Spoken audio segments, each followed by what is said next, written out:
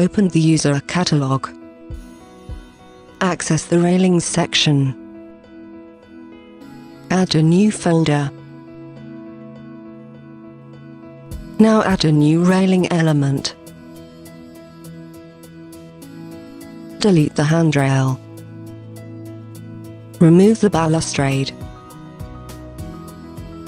Modify the level elevation. Now define the runner's height. Choose the desired texture representing the wire mesh.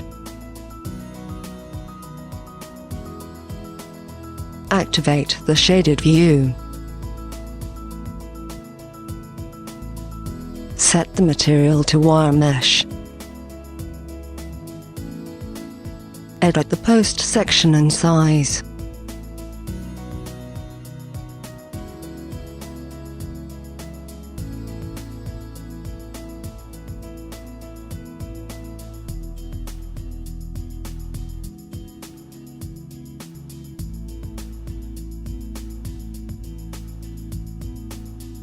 Confirm modifications.